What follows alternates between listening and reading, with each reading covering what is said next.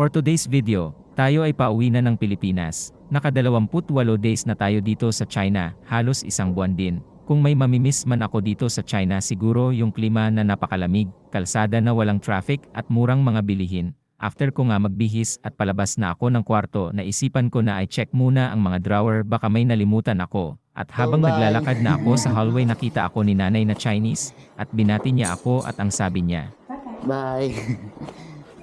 Mabait kasi nanay. Lagi tayo binabate.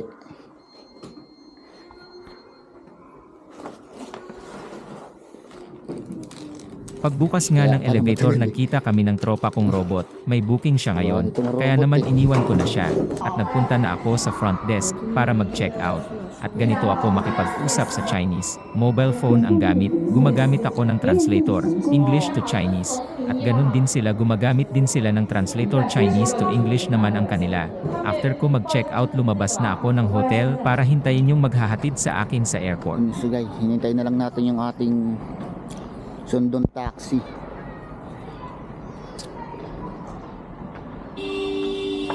Maya-maya lang dumating na din ang maghahatid sa atin sa airport.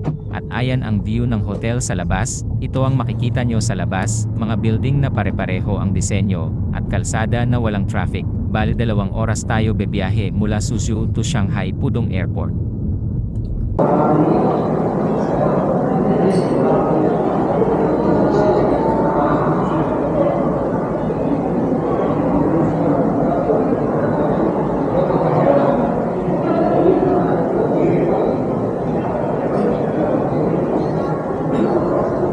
Hintay na tayo dito sa boarding gate. Maaga pa, alas 2.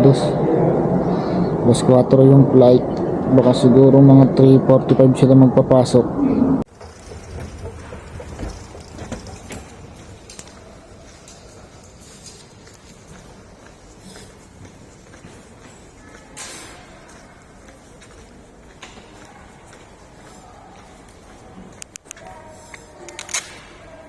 Please wait a moment.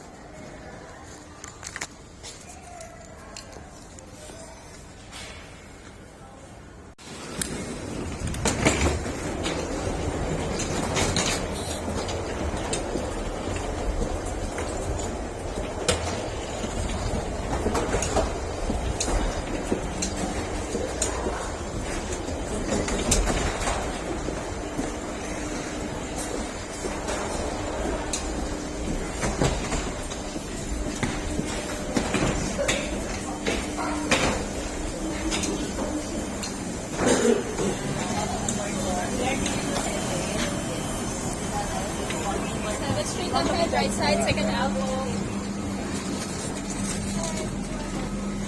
Hello, welcome on board. 62K.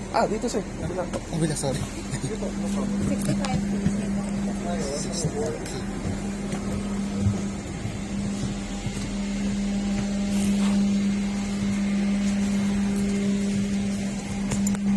So, 334.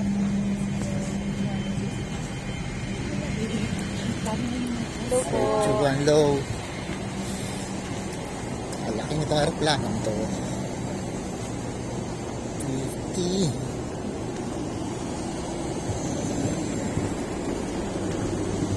$61, $62. Okay.